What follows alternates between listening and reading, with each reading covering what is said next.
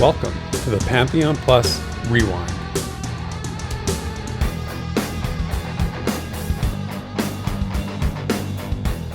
Good morning, afternoon, or evening, dear viewers. Welcome to episode 99 of the Pantheon Plus Rewind. This penultimate Pantheon podcast puts its focus on a recently released newsletter, some exciting upcoming events, and a ton of community content this week.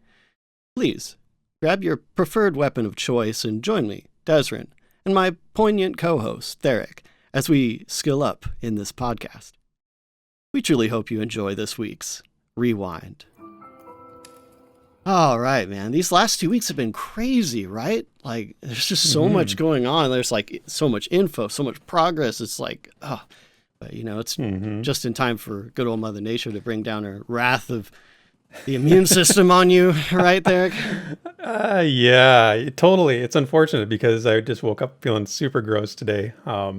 It's kind of leveled off as the day has gone on. I was telling you before we started recording that I'm kind of a wuss when it comes to getting sick, and I just like any little thing, and I just curl up and become a, human jellyfish with no backbone. But I actually used today productively. I started watching season 2 of The Witcher on Netflix. Oh, super productive.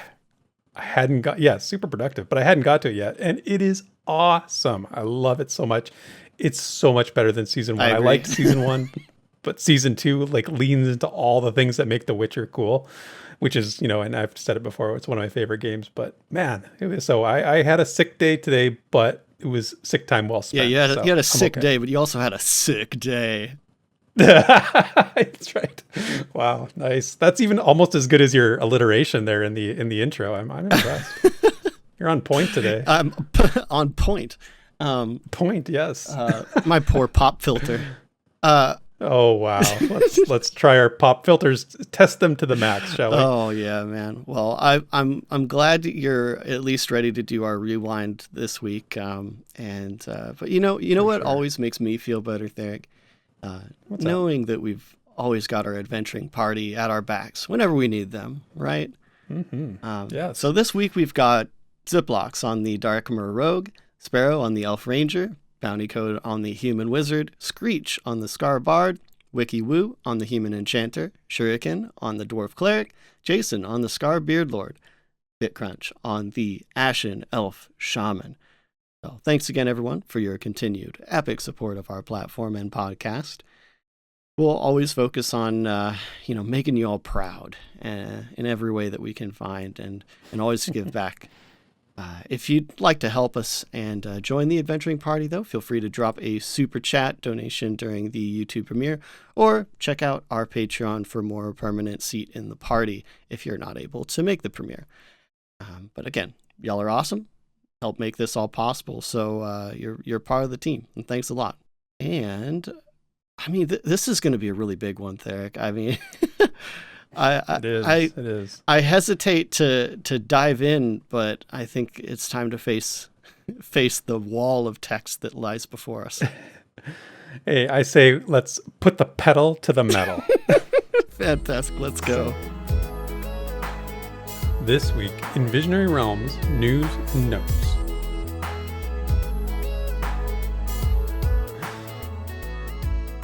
All right, so let's take a look at the April newsletter and get started there. So along with this lovely new screenshot that we got, this month VR gave us a lot of interesting stuff to chew on, like we talked about, including the combat update that Minus teased in the live stream last week. So Daedrym, I mean, I don't know how you feel about it, but I definitely have some thoughts about it, and we're going to get to that because there's a lot to break down. But let's start with the producer's letter and just look at one thing that they mentioned. They talked about their ongoing integration of the networking solution, which we're well aware of. We talk about it every time. I don't think there was much news here, so I don't want to spend too much time on this one unless you had anything to say about that. I mean, I do think it's worth noting that in the notes it says they've got a local build running with vinyl integrated like right now. Yeah, that's true. I think that's a great sign that really soon they're going to be testing a build with vinyl like internally, if not with VIP testers and such, but I think it's really important that they have that local build already. That means it's probably running on Kyle's computer and just kind of awaiting to get merged back into the rest of the project, and then it's on, man. Yeah. I mean, boy, I wish I could sneak into their offices and play that local build on Kyle's computer, because it would be so sweet. But yeah, no, that's exciting. So it's, again, wait and see, and wait to hear more about that. Something a little more noteworthy that came along was an area that we talked about on last week's show as sort of a surprise update, was the crafting systems. And this month they said the teams, and this is the quote, they started to implement the building blocks of their crafting systems. Now, they mentioned back-end support for materials and recipes has been added, and a front-end crafting interface will be introduced shortly. So, I kind of read this and I was like, that's something's interesting about this. And that's because I remember seeing Midas craft those daggers in Fortress Devair, right? The legendary first crafter of Pantheon. And there did appear to be a working crafting system in place at that time. So I kind of, I just thought back and I'm like, well, what was that? What was that exactly? Is it going to look like that? Is it going to be something totally different? Because, I'm sure that was just like a roughed in sort of thing for the purpose of, the evaluation experience that Devair was intended to be, I guess. What's your assessment of this crafting news that they gave us, Des? Yeah, I think that really is worth noting and kind of talking about, unpacking a little bit, because they may have had this prototype at that point, as we saw, obviously. And so on one hand, the casual viewer might think, wait, like, why is this news? They've had it in for like a year. But the truth is, it kind of more just illustrates the difference in scope and time between a prototype and a finished system. And what we're getting now is like very much sounds like is the system will actually be seeing in game at scale. That's a really important distinction. It's like they can throw something together to prove a concept, even make it functional in game. But now this is the foundation of the actual system. Now that it's kind of been put through its paces, they build it out to scale, real crafting. Yeah. So it's kind of like, we don't know what that's going to look like. You can sort of think of it like they showed, but it's probably going to be much more than that. I mean, that was a very simple system with really nothing more than, put a couple things in a box and something else pops out kind of thing. Exactly. We know Nefel is not going to be satisfied with a system as simple as that, given his history and his depth of knowledge when it comes to crafting systems. But to the phrase "building blocks," I think is a little bit like not worrisome, but you hear it and you're like, uh-oh, what? Yeah. Back to step A. Like people don't really want to hear building blocks, but I guess that is what it is. They are building it again from the ground up and looking at like, the fundamentals of it. Yeah, I would almost call it like the essentials, because it's not necessarily the start, which is kind of what you get, right, from building blocks or like fundamentals. It like sounds like, oh, it's the start. But as it says, even though they use building blocks, they're saying like, yeah, we're about to put a front end UI on it. So it's like it's right. It's actually like, hey, we're almost to the like workable, like in game, like this is in. So phrasing right as usual, right? Yeah, and I mean that's where the roadmap comes in, right? Because then you look at like the different stages that are denoted on the roadmap. So design complete, to do, in progress, and complete. Those are the 4 different ones that they have, right? So the crafting system is much more than a design complete kind of stage, right? Yeah. It's moved beyond that, and it's now they're basically saying this is now an in progress thing or a to do. I would read it as being somewhere between to do and in progress, right? So, I would actually say it's fully in progress. I would go that far, honestly. I think from what it sounds like, this is something they are integrating now, which is how I kind of interpret in progress. If it's to do, it means it's kind of like ready, but not like there yet. But this sounds like it's something that they're fiddling with. Yeah, I'm actually looking at the roadmap while we're talking because I couldn't remember if it's on the roadmap, and it's not. So crafting and harvesting doesn't appear on the roadmap, and it's not. So it doesn't get one of those labels. But I guess that's the assessment that we're making of it, and we might be right, we might be wrong, we don't know. But speaking of the roadmap, the crafting piece was just one of the items that was updated. So let's see what else has been updated since last month. So In fact, almost all of the updated items this month come under the art category. And the first one being the zones. The newsletter says that they're now focused on core assets and construction of Sorhiryth, which of course we saw, in the dev live stream, in the impressive video of Sorhiryth, the tree city of the halflings. And this was the same language they used when they said they were talking about building the Daedrym Ascent, about the core assets and construction. And if we use that as an example, you can kind of take that and extrapolate it a little bit to what might we see, what might we expect to see in the halfling village. So what did we see in the Daedrym Ascent? We saw that shrine, we saw some braziers, we saw, that dragon stand outside on the ledge. So, in the halfling village, I'm thinking, homes and shops and all the things you'd expect to find in a little town kind of thing. And if that's the case, what's actually cool here is that you can look back, you can check the concept art for what those might look like, because there is concept art. There's quite a bit of concept art about Sorhiryth. Mm-hmm. I did a video a little while ago talking about this and really digging into the details of this.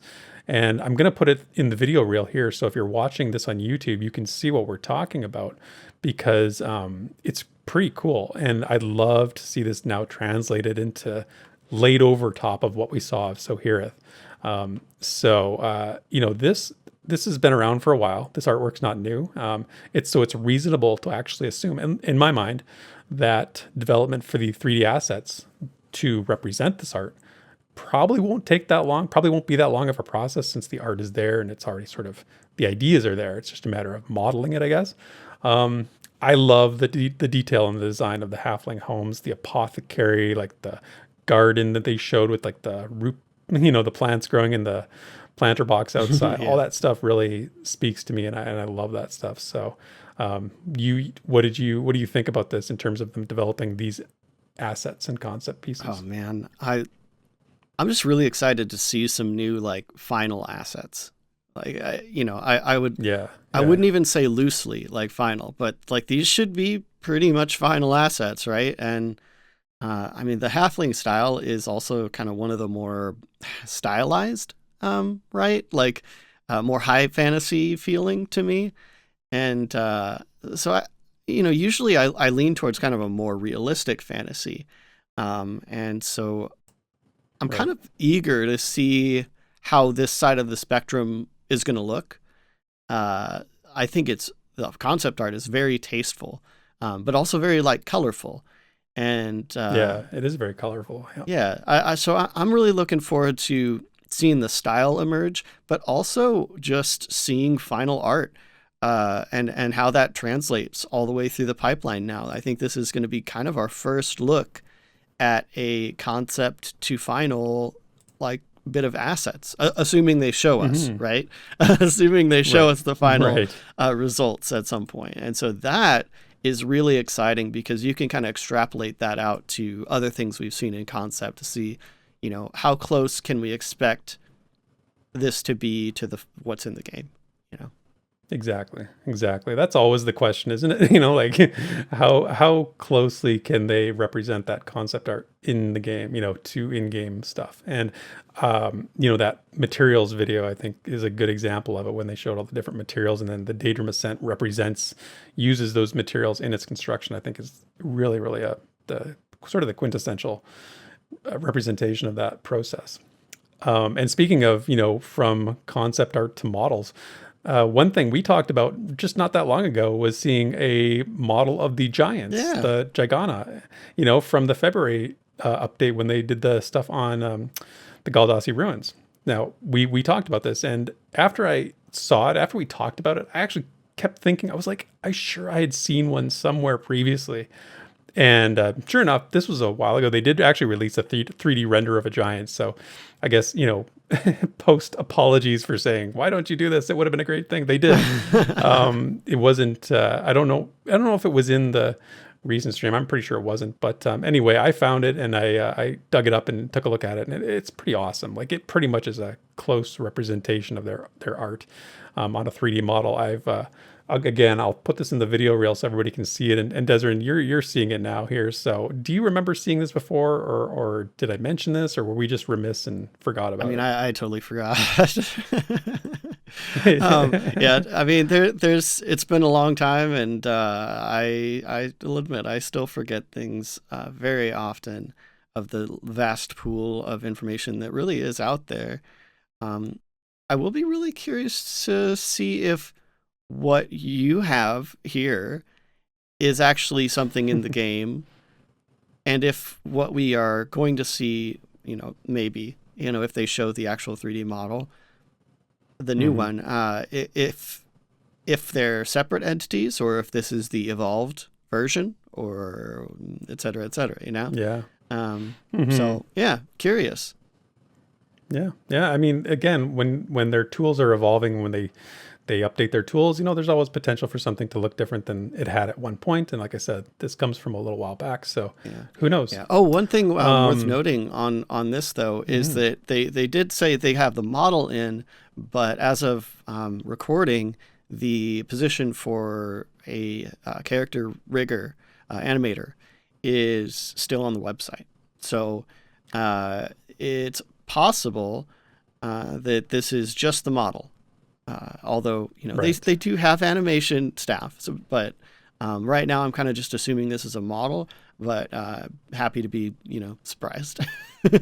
Yeah. So whoever they hire as like the character rigger and stuff, they're like, "Oh, you want me to do this thing too?"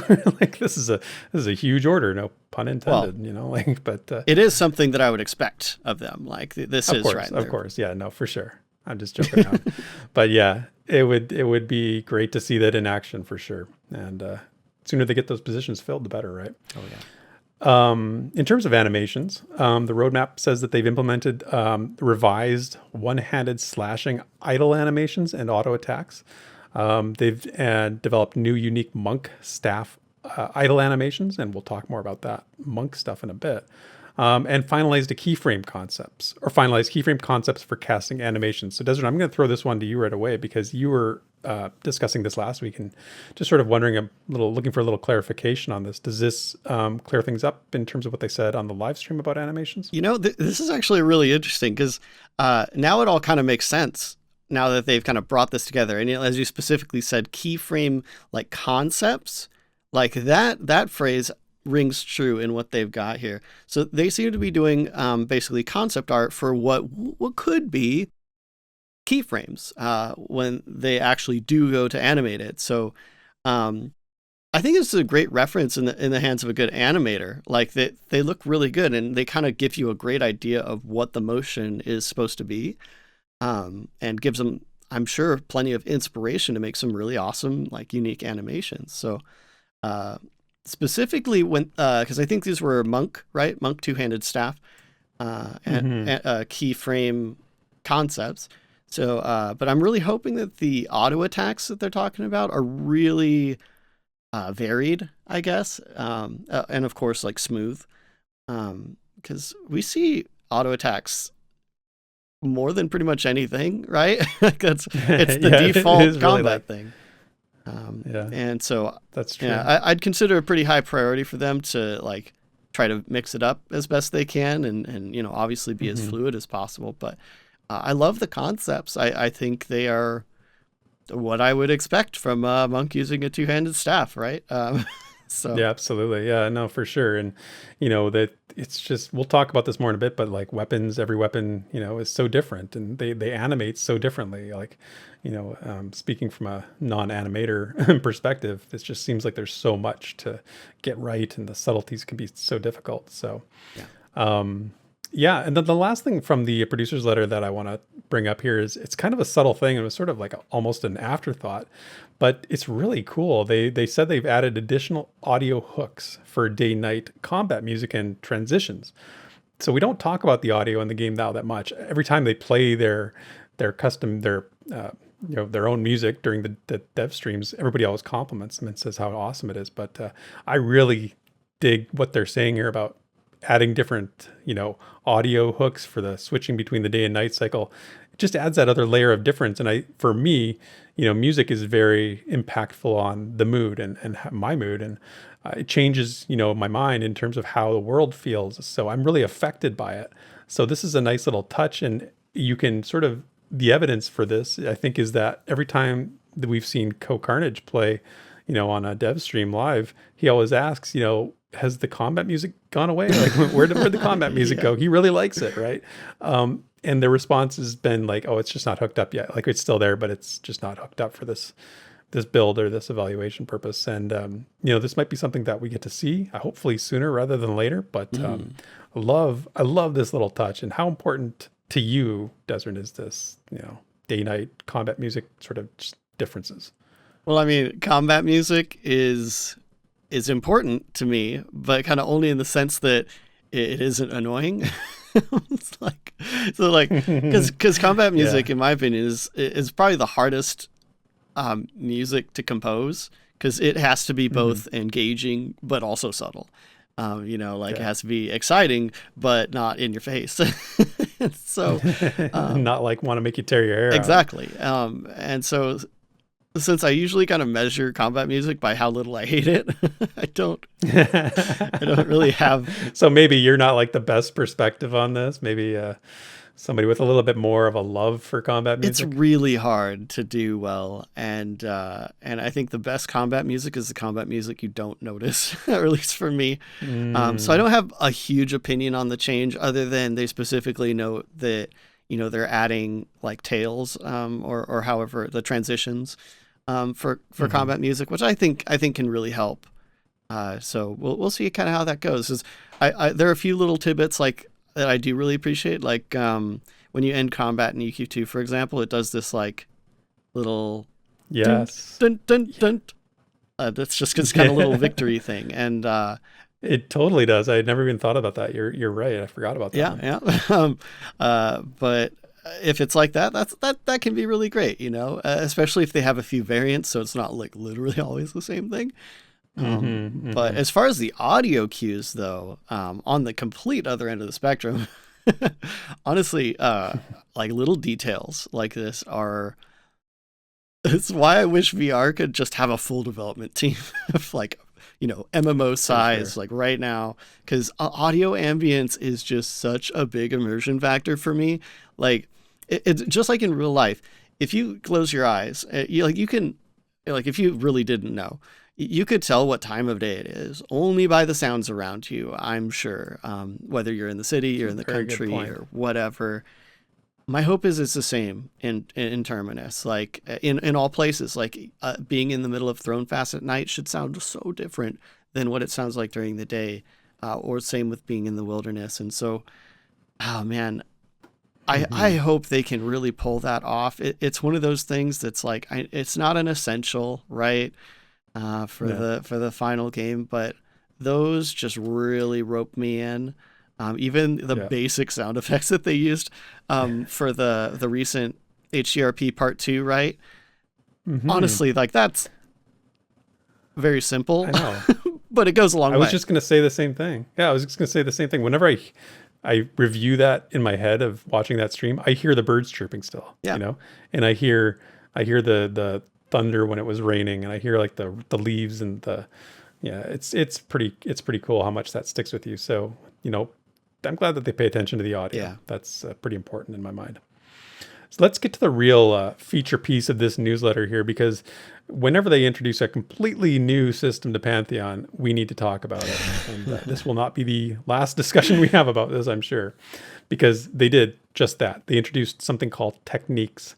And I'll be honest, when I first read this, I tend to be slow to integrate like new concepts and information and sort of putting it all together. So I like to like read it and then walk away and sort of think about it, and before having any sort of instant reaction to it. I had a hard time sort of finding my opinion on this system. I'm like, what am I going to say on the show about this? Because I don't really know how I feel about this. And I realized that the reason I couldn't really form an opinion about these was because I didn't really understand it, I guess. So Desiree, I think we should try and wrap our minds around what they're going for here, and hopefully help our listeners also get a clearer understanding of this, because I think this is the stage we're at when reviewing a new system. So before we give any opinions, let's focus on comprehending it first. And I think the best place we can start with this is to remind ourselves, Pantheon has a limited action set. So just, keep that in mind. You have a set number of slots to put your class and class skills and your abilities in, and up until now, it's really been your core class abilities. That's the only thing that can go in there. So all your attacks came from either your class abilities or your auto attacks. So the newsletter defines techniques in Pantheon, and this is the quote. It says, "A new addition to Pantheon's ability structure." And the quote I think that really helps us understand this is this. It says, "What this means is that while each class still has its core suite of abilities to add to the LAS, regardless of the weapon they have equipped, the majority of weapon-centric abilities available for the LAS will differ based on the type of weapon the player is wielding." So are you still with me, Daedrym? Does it make sense so far if I explained it well? Yeah, keep going. Okay, good. Okay, so how do we get these techniques? How do we get these new things? The newsletter says techniques are acquired by improving your skill with their corresponding weapon type, creating additional avenues and milestones for player progression. So I think this is basically, it's pretty simple. The more you use something, the better you get at it, and the more you can do with it. And it's not really a foreign concept for MMO players.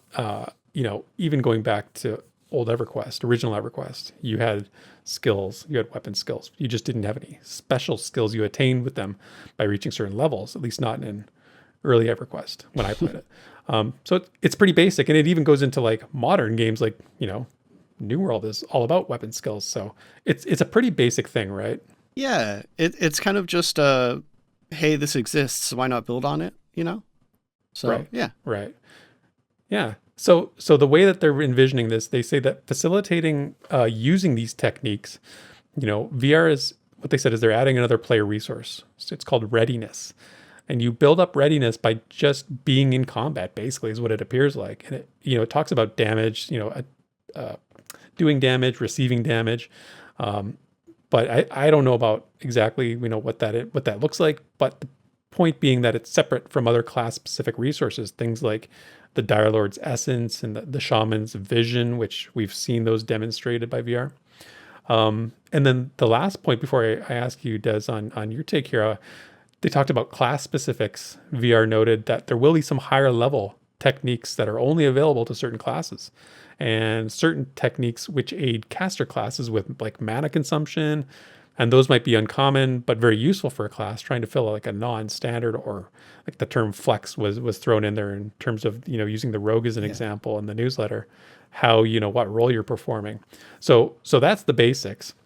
Now there's tons of avenues for discussion here, Des, but before we've got the baseline understanding, is there anything I didn't say here you think the newsletter tells us about techniques that's important to understand?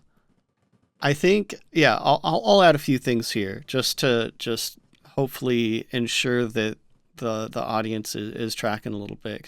So the first thing I would emphasize is it looks like these techniques won't just be by weapon type only, like ESO. You have like your two-handed weapon skill tree or whatever. Right. It's actually a mix of a lot of things, which I find kind of interesting. So they said that some of them will be archetype based. So like, are you a melee or are you a caster? And some will be like class specific as well, which you alluded to. And I think it was even said that like a lot of them are class specific as well.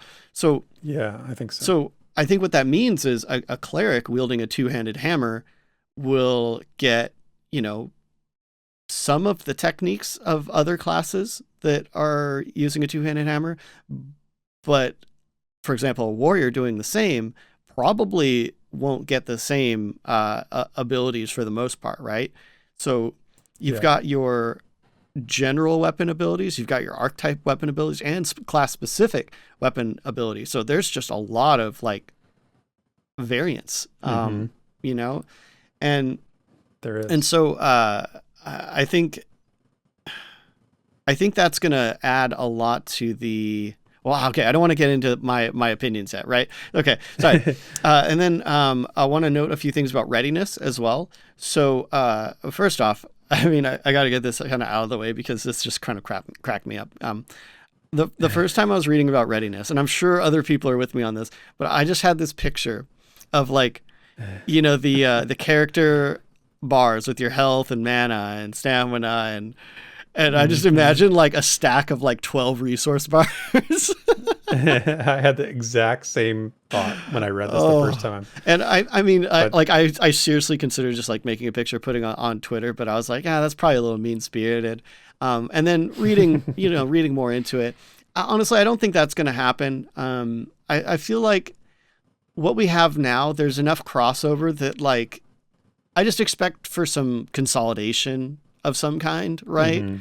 Because it's right there, and I wouldn't expect them to be like, oh yeah, like what do we have, like 5 bars in general at this point? Well, I think it's 4. I mean, it's like you said, health, mana, your class specific resource, and now readiness. Am I missing well, no, that's one? 5.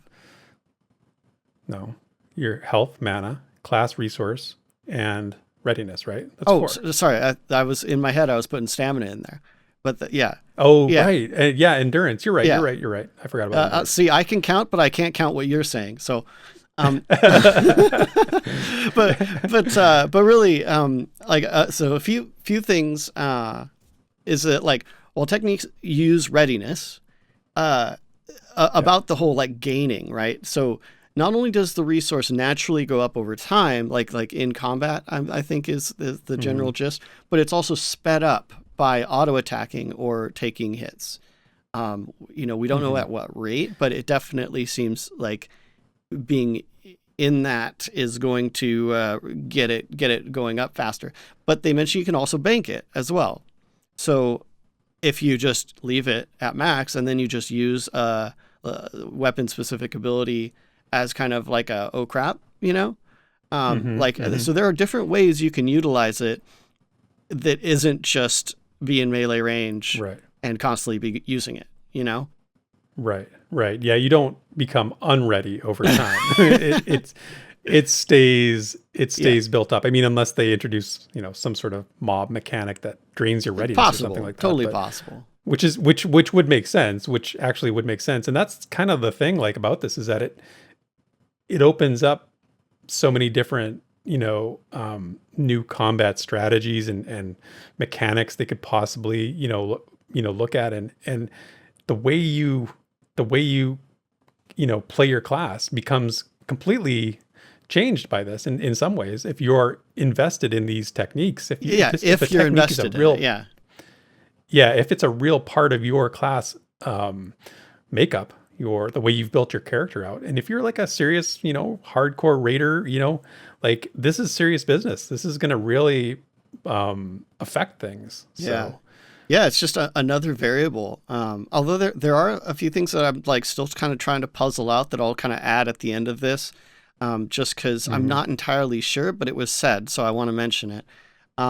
So one thing is they said readiness can be stored to unleash more powerful techniques or to execute lower cost techniques in devastating combos. So I got the impression earlier that, you can store up readiness, like as you would expect, but that they specifically like talk about like unleash more powerful techniques or lower cost techniques and combos. I don't know if they actually mean anything specifically there or if they're alluding to another mechanic that they haven't said. So that's a little vague. Right. Like, are you combining multiple techniques or are you combining a technique with a class ability? Like, I don't want to read too much into it, but it does kind of sound like it could be something like that.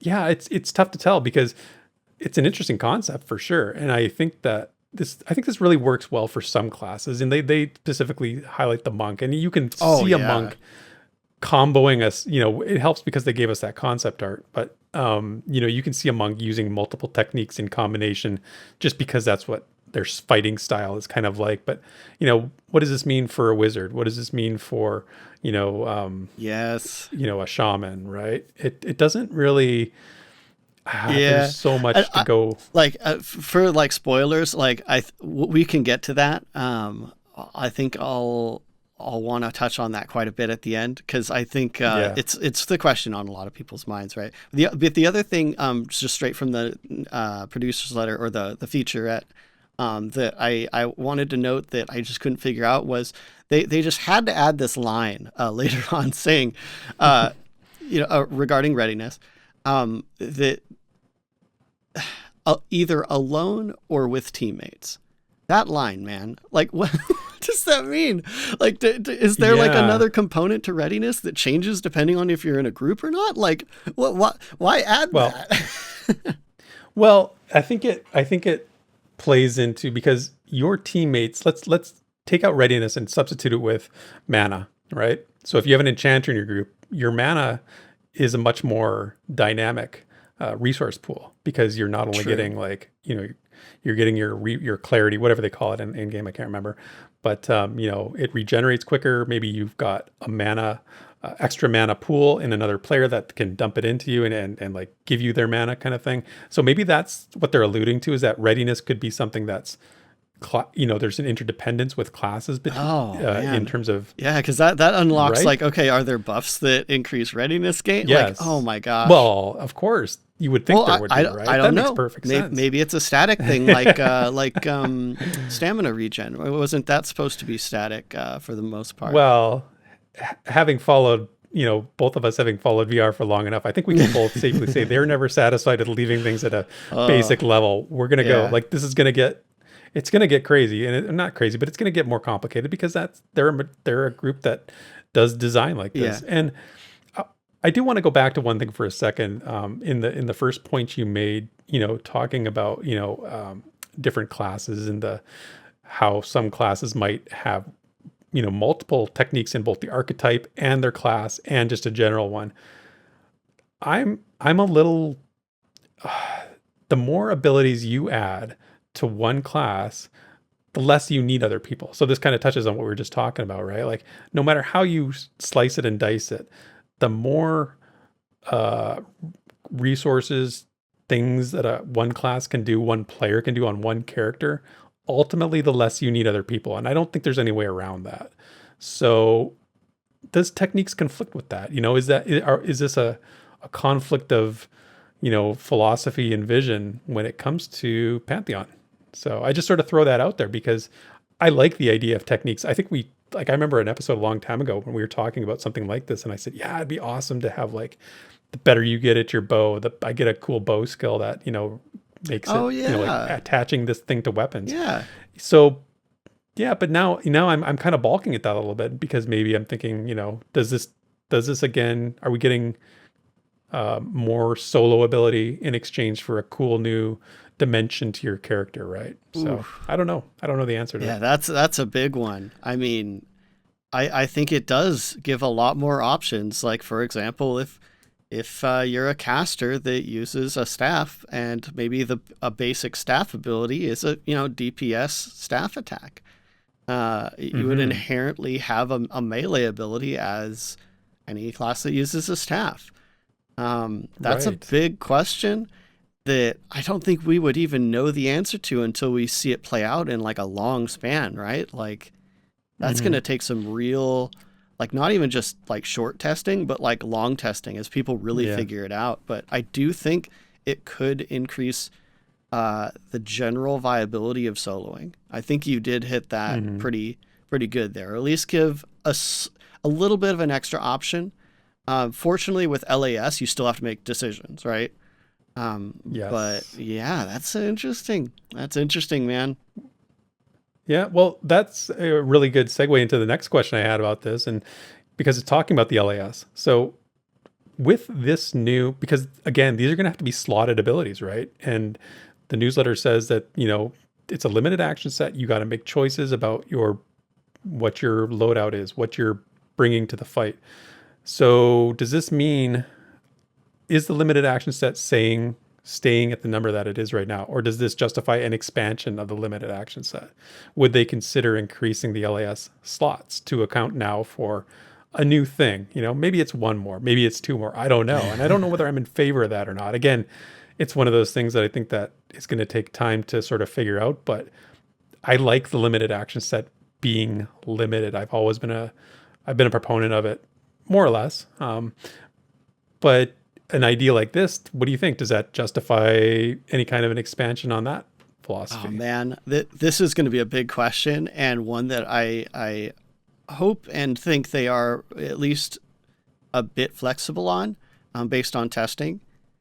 I suspect that the LAS is going to fall on like 10 and 6 Because right now it's at 8 and 6, I believe, right? Yeah, 8 and 6. And usually the stuff on the back bar or whatever, not the back bar. I shouldn't say that. Not the passive bar or utility or whatever. Yeah. That I think shouldn't change too much, because that's where a lot of really big decisions happen, right? Like buffs, for example, like that's huge. I kind of think of it like concentration in EQ2, where like you really have to make sure you know what you're casting. But I think the actives, I could see it going up, both because of this and just for how freaking dynamic combat seems to be like going for, even though we're going to have ability loadouts and all that stuff.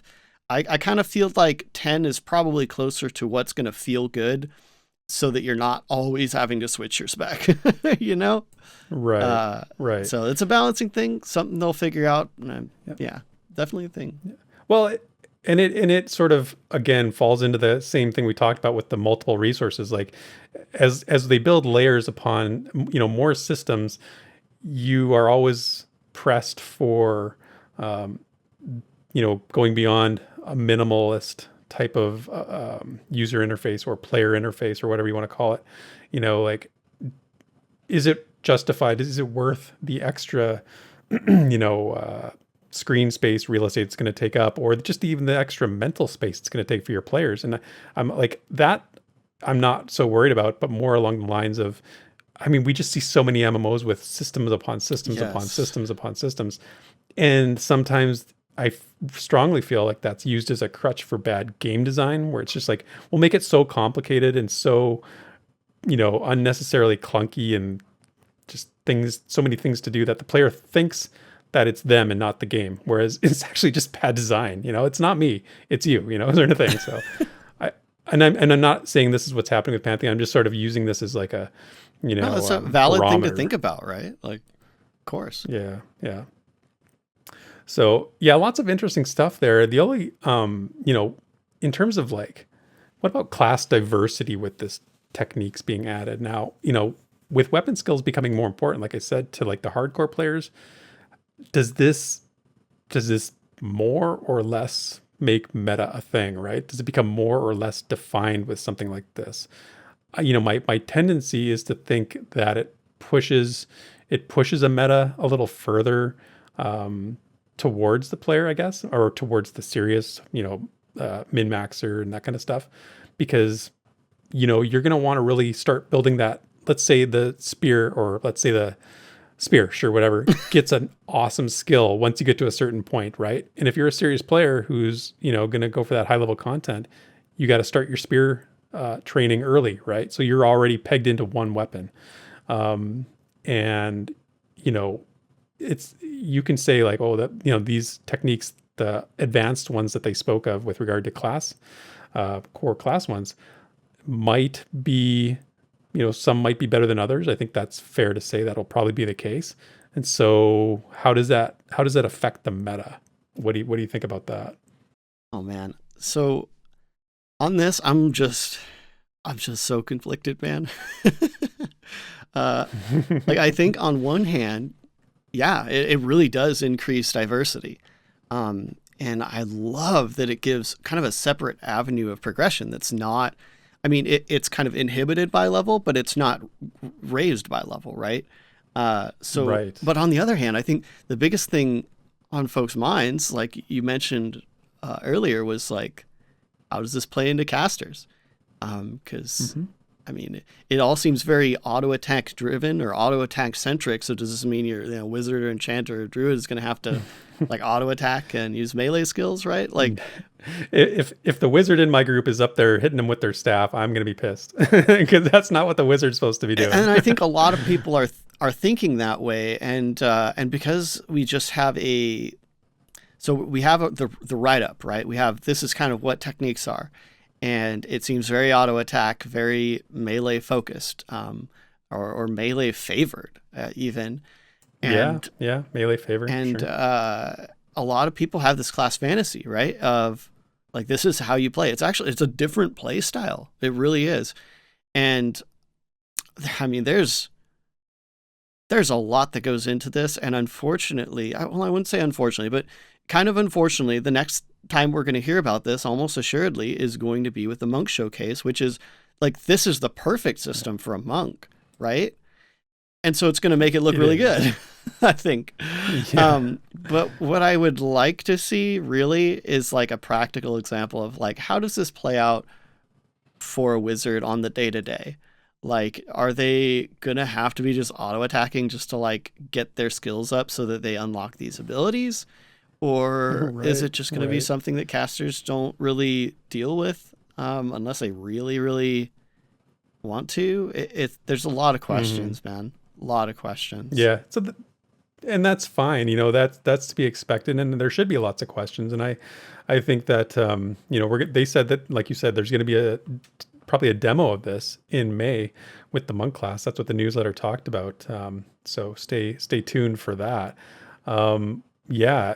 So, you know, I'm not at a point where I'm going to pass judgment on this yet. I think that there's some good, and I think there's potentially some bad, and potentially some really good stuff too. And I would love to see this work. But like everything else, it's going to take time to test it and figure it out. And you know, what do you think? Like, everybody's listening to this, like, you know, have we explained it well? And what are your opinions on this? Because I think I'd be interested to hear what other people have to say about this. I think you know, we gave the breakdown. I always get help from, you know, reading as well as listening. So if it still doesn't make sense, hopefully we didn't paint a bad picture of it, you know, definitely read the article. It's a really good article, and I'm really glad they put it out there. But in general, I am very much in favor for this. Like on the melee side, I think this is an insanely awesome melee edition. And I'm open to the caster side because I think it, you know, the fantasy of it is that a character that decides to invest in something rather unusual will be unique, right? Yeah, that's true. And I've said that before as something that I really like. I really like that aspect when you go off meta and you do something super weird and it works. That's the dream, man. Right. That's the dream. And that's kind of the whole, the balancing is, if the abilities that you gain from those aren't useful, no one wants them, and they're not going to put in the effort. If they are useful, it's going to be something that's considered like a core part of your class anyway. So it's going to be really hard for them to balance that out. I think they've got their work cut out for them as far as the caster side goes, but as far as the melee side, I'm so into this. I mean, I think this is amazing. It just further differentiates the melee classes. It's excellent. Right? Yeah. And then I think the last thing to say about this, and it's a very real concern that I'm sure we'll hear and probably have heard already, is how does this affect the development timeline, right? Does this increase it? I mean, we've said repeatedly how much testing there is going to need to be to get this right. So I think it would be, you know, probably ignorant to say that it doesn't add to the timeline a little bit. Where does it go on the roadmap? Is this part of the alpha, you know, roadmap now? Where are we going to see this next month on the newsletter as part of the alpha roadmap? Again, all open questions for people to ponder and think about. So, I mean, is that a good place to leave this discussion, Des, or what do you think? I mean, off the cuff, like, do you think this is feature bloat? No, not yet. Not yet. All right. It, like I said, if I was in a negotiation with like, you know, like, okay, I will give you this and you will give me this, you know, I would take these techniques, the way they describe it, in exchange for, you know, a specified amount of more development time needed, because I think it's a good enough thing. But it's you know, I'm not one to advocate for this game taking longer than it has to. And I don't know, man. I'm torn, I guess is the bottom line. Oh, well, I'm Ember. But oh wow, so nice. Beautiful. I think this is the good kind of feature bloat, and that is evolution of systems. This isn't an entirely new thing. In fact, it's just building off of something that hasn't evolved for decades, and I can appreciate that. And I think now is the time. You know, we're still early on, So they still have the opportunity to put this in. If it completely doesn't work, they can scrap it, you know? No. It's a little bit of extra time, but it's not a whole new system. It's not like they're suddenly like, oh yeah, we're also adding player housing for launch, you know, or, you know, That's it's true. just That's building true. on the core combat system. So I would say it's kind of feature bloat, but at the same time, not in a necessarily bad way. I think this is the most responsible way they could be doing this. So yeah. Sure. Agreed. And it comes from a place of we want the game to be interesting, challenging, and fun. Like, that's where it's coming from. So I can get Yeah, behind that. and different. I got to point that out. You know, they have Yes. to distinguish themselves. And I don't know about you, but whenever I play a game or watch a movie or like do anything where I see something done differently that just like clicks and makes sense, I always have that moment of like, wait, like why didn't everyone do this? Why did it take so long? Yeah. And I hope a lot of new players to Pantheon get that feeling a lot. You know, so Sure. Agreed, for sure. good stuff. Okay. So anyway, ready to move on, or anything else from the newsletter you wanted to touch Oh, on? I mean, I'd be remiss if I didn't note the interview with Chris Rowan. I mean, we probably don't Yeah. have enough time to dig into it fully, right? But I would say it's a really great read. He's very transparent and straightforward with a lot of stuff, and it gives me confidence, man. Like VR is really going for the like doing it right, like actually doing it right in multiple fronts, you know. I know what you're not saying, and it's what everybody's saying is thank God they're not doing Dude. NFTs. There is that's the only thing I took, and that's not the only thing I took away. It's a good article, you're right, good interview, and I've heard it. His interviews before have been really interesting. But that's the takeaway here is they're not doing that NFT crap. So Yep. And that kind of happy clarity, dance. that kind of like put the foot down, I think was a very positive thing. I'm very glad he did that. Absolutely. That's a good place to Yeah. leave it. So check out the newsletter, go read it for yourself, and to let us know what you think. In terms of Pantheon Plus, next week is our 2022 Dungeon Group Draft, as we've said before. So at hard at work is our commissioner, our friendly fire wizard, Drac. He is he's putting all the pieces together, and he's making promos because he loves making promos. So we got another promo video here to whet your appetite. So check this out.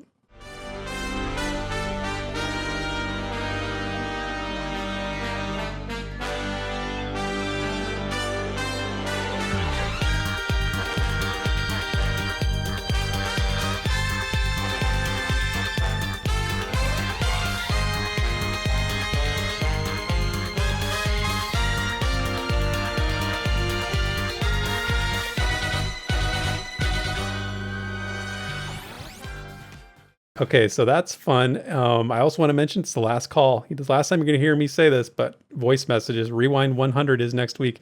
We've had some come in and they're awesome, and I can't wait to share them. But if you want to be eligible to win a Pathfinder's pledge, make sure to get me or Desrin your voice message before Wednesday, April 27th. You can email me, Theric, at pantheon.plus, or you can DM me on Discord or Desrin on Discord, and they're going to be epic. So looking forward to that. Our weekly calendar for content this week, April 25th through to May 1st, Monday, 7 p.m. Cryptfox is playing Dead by Daylight, and he's talking about some Pantheon stuff on his show. He's starting to integrate some Pantheon conversation into his streams, so check that out and hang out there. Midnight on Monday, Drax playing EverQuest with his pals and the EQ crew. Tuesday, again, it's our Dungeon Group Draft. Wednesday, Sparrow's streaming Lord of the Rings Online on Twitch, 9 p.m. Eastern. Crosinger has the final chapter to Sway of Storms coming up on the Pantheon Plus website on Thursday. This is the end of the epic tale, so can't wait for that, right? So Friday, Redbeardflynn has a video going up talking about EverQuest progression and doing a deep dive there. And that's it for our week of content here at Pantheon Plus, and it's the VR news and notes for this week. The Pantheon community is full of cool projects, new people, and things that are just worth sharing. What's this over here? Look at that. So let's see what we can find in this week's Community Spotlight. Hey, we've actually got quite a bit to go over in this Community Spotlight. It makes me happy, man. Like it's been a Yeah. while. But yeah, first off, let's get into some fan fiction. We've got H. Weissen Thalesred Scrawlings 6, and this is from none other than Wizen. It's going to be up on the Pantheon.plus website for anyone who wants to check that out. Happy to see more stuff from Wizen. Yeah, it's been a while since, and I'm always impressed with your pronunciation abilities when you're with his articles because they're very elven and tend to be difficult to say. So. Until he calls me out and says like, "Oh no, it's actually Thalesred." Yeah, that's right. Until further notice, that's what it's called. But yeah, so that's the fan fiction. But as expected, we got a ton of Pantheon related video content this last week. You know, with the dev stream and everything. We also got a little bit of special surprises, which I'll get to at the end if you hadn't heard about it already. But so first off, we've got Bazgrim. He's been super busy this week getting out Bazflash. And this is kind of mainly covering what you mentioned with Chris Rowan, his whole hard stance against NFTs and Pantheon. I like what Basgrim did. He said NFT stands for not for terminus. Dude, that was so... I was like, oh, that's too clever. That's awesome. It's pretty clever. But also, he's got a full-length video as well. And this is covering kind of soloing in Pantheon, which is obviously inspired by the recent Parting the Veil podcast. But, you know, as usual, really, really well done, well-researched, and, you know, great Basgrim kind of moral of the story kind of a thing. I love it. It's also a little bit beyond last week, but... Vaz did also like his watch party, right? And this is the day after the last dev stream. So, you know, I didn't quite get it in for the rewind, but let's just say it got particularly hilarious, right? Yeah, there's a special feature, a moment in time that will live in infamy. Yep. And I don't want to spoil it. So go ahead and check the show notes for the link if you haven't seen it already. And similarly, you know, since I'm already bending the rules a little bit, NathanNAPALM also got a summary video from the last stream. I mostly want to mention this as well, just because I got to make fun of his pronunciation of Sorhiryth, man. Yes. And yours as well. You're leaving out the first R. Like, come on, man. Me? I'm saying Sorhiryth. You said Sorhiryth. It's Sorhiryth. I very much pronounced the SOR there, but yeah. Hold on. Okay, keep going. I got to look now. Go ahead and look it up. It's Sorhiryth, man. Okay, I've ruined Theric's day. So totally ruined my now, day. You're totally right. It is Sorhiryth. How did I not know that? Oh my God, I've just lost all my credibility. The more you know. Wow. But also we've got our guy Redbeardflynn, who also put out a video recapping that recent news from Pantheon's development with his own, you know, spin of fun and silliness, and he also managed to offend a pretty significant part of the community, I would say. He kind of prioritizes the necromancer over rogues and rangers. That's pretty audacious. I think he knows. It's just my day just keeps getting worse. At least you have someone to take it out on now. I mean, he even got me with that good old HDPR again. Yes. He's doing it just to spite you, man. I think so. All right, let's get to that last sugar on top here. So this was a nice little surprise. We got Josh Corbett from the YouTube channel Countdown doing an interview with the man himself, Chris Droppa Perkins. So this was actually announced kind of last minute, but it was recorded live on Twitch. Fortunately, I was able to watch it in real time as well as the YouTube video. It was a really solid interview, man. It was very solid. Yeah. There was lots of good information here, and I don't think we have time to get into everything. And I think it's probably we could do it in a different, do it on another show when we want to break down some of the stuff they talked about. But yeah, there's a few really good points, and I thought he did a really nice job interviewing him in terms of, you know, opening the door for you know, information that we may not have heard before, but also just sort of impressing a little bit when the time was right. So I thought he did a really nice job. Yeah. I mean, it's always nice to see Joppa in that kind of, I don't know, candid frame, right? And the questions were excellent. Really happy with Josh doing that interview, and it seems like he's usually a WoW channel, more or less.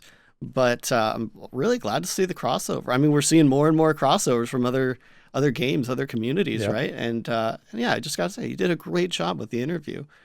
So very much worth a watch. It's on the channel called Countdown. Of course, all the links are going to be in the show notes. If you did watch it, feel free to let us know. Jump on the Discord, break it down with us. But that is going to be it for this week's Community Spotlight. Sit back and relax. It's time for The Lore You Know. Okay, so with the recent sights of Sorhiryth and the work being done to construct the home of the halflings, I think it's time we learn a little bit more about the race and themselves. So this week, let's hear about what life's like for the halflings on their homeworld and what led them to the forests of Wild's End. You know, they're short in stature, but the halfling lore definitely measures up, as we'd come to expect from the mind of Jan Gerhardt, Pantheon's lead writer. So here's my reading of those words in this week's Lore You Know. It is said that if you spend one day on Terminus, spend it in the company of the halflings and their hideaway town. An inherent mirth and musicality sit atop their combustible depth, which make friendships easy, passions inflammatory, and loyalty inescapable. And like many of the castaways on this globe, the halflings were not always so composed. At one time, a people of full stature, their lot was to roam across the vastness of their ancient homeworld of Hirith, under constant fear for their survival. Thereby, through the people known as the Kiri, was the town of Kirin Sound born, a name taken to honor their protector Kirin, the Ward of Flame.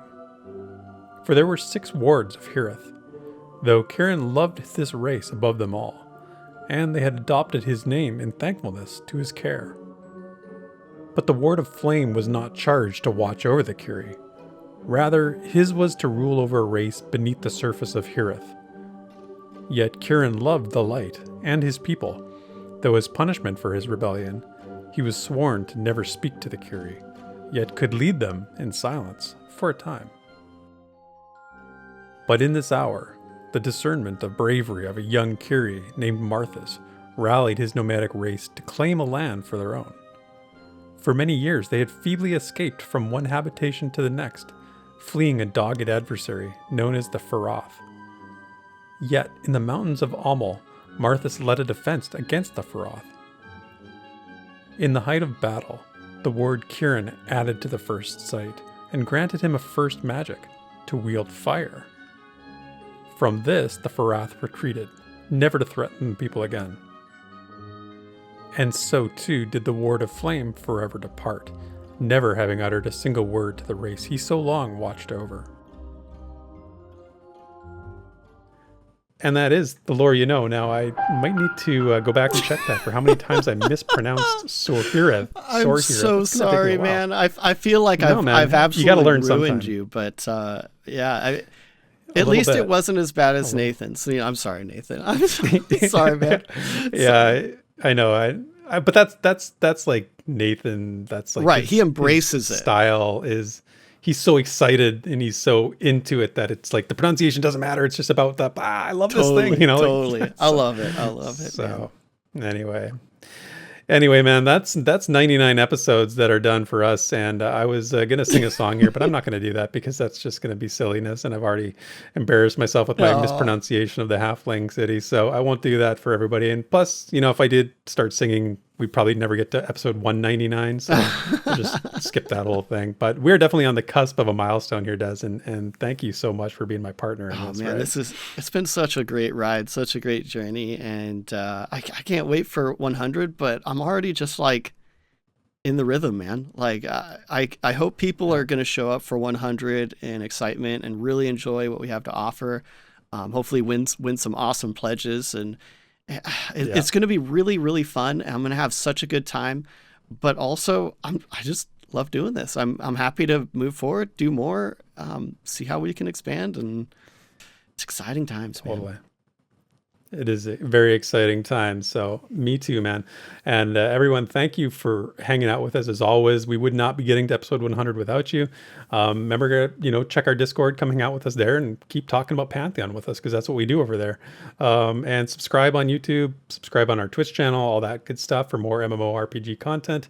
And give me those voice messages. Wednesday, April 27th is the deadline. So with that said, we'll see you at episode 100. So cheers. Sorhiryth. Thank you for listening to this week's episode of the Pantheon Plus Rewind.